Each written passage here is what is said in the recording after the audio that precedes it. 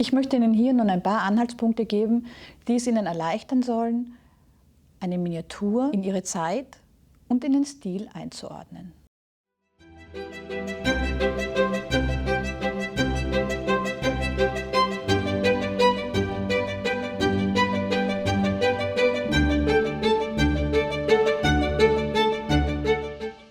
Beginnen wir mit der insularen Buchmalerei.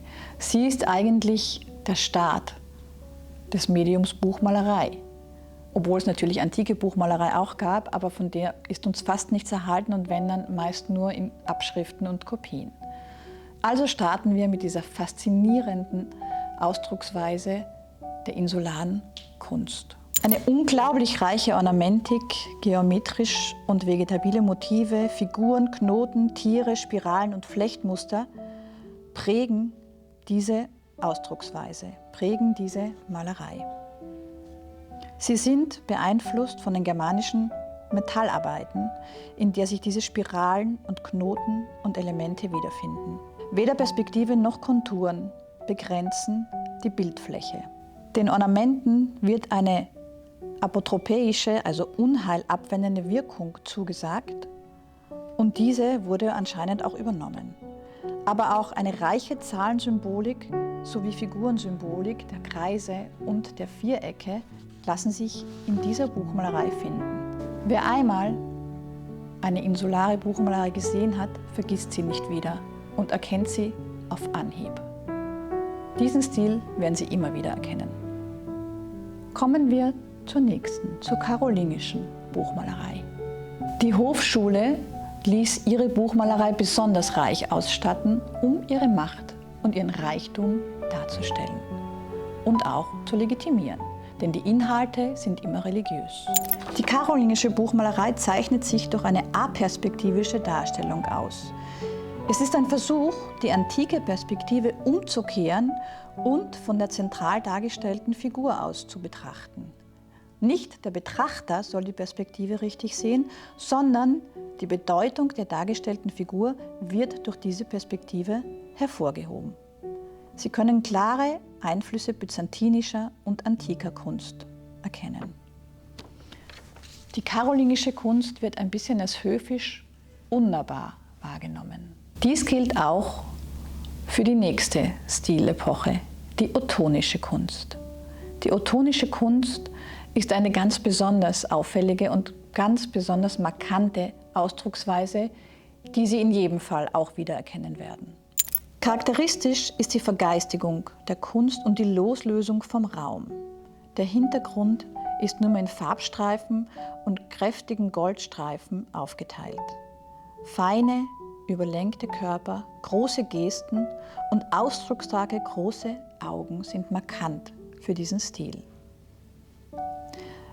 Abstrakt und aufs Geistige zentriert scheint diese Kunst himmlisch entrückt zu sein.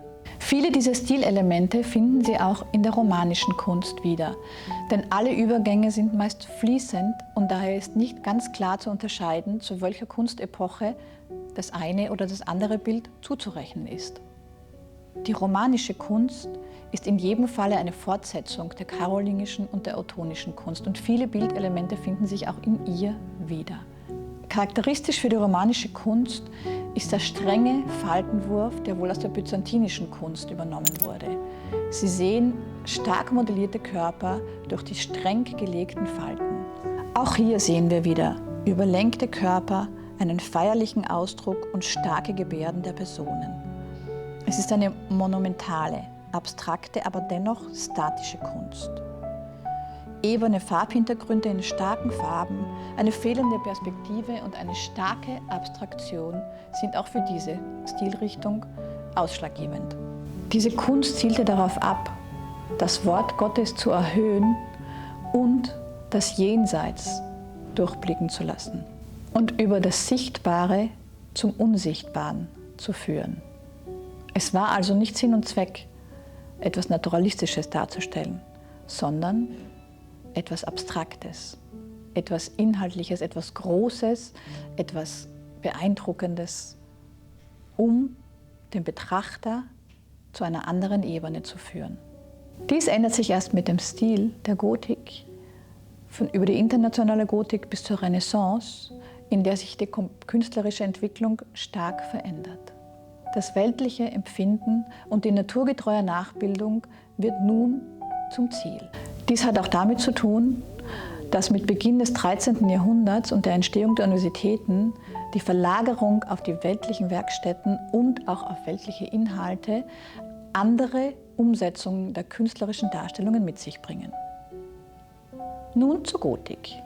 Die Gotik charakterisiert sich durch langgestreckte Gestalten in langfallenden Gewändern, zart geschwungen.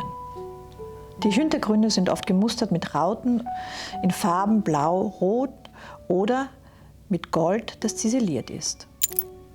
Langsam beginnt auch der Raum zu entstehen. Langsam wird eine Perspektive gezeigt.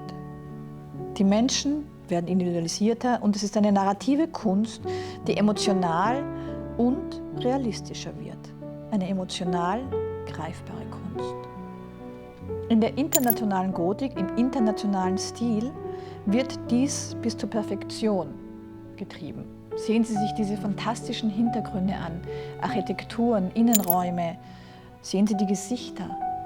Auf einmal beginnt die Kunst, Hintergründe, Individuen und großartige Landschaften zu zeigen, die wir vorher so nicht kannten.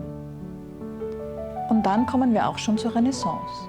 Die Kunst der Renaissance beginnt schließlich mit Fluchtlinien und der Zentralperspektive zu arbeiten.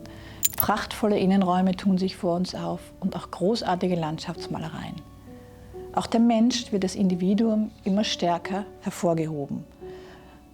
Die Rückkehr zur naturgetreuen Abbildung und die Vermenschlichung der dargestellten Personen ist eines der wesentlichen Merkmale, an der Sie Renaissance-Kunst erkennen können.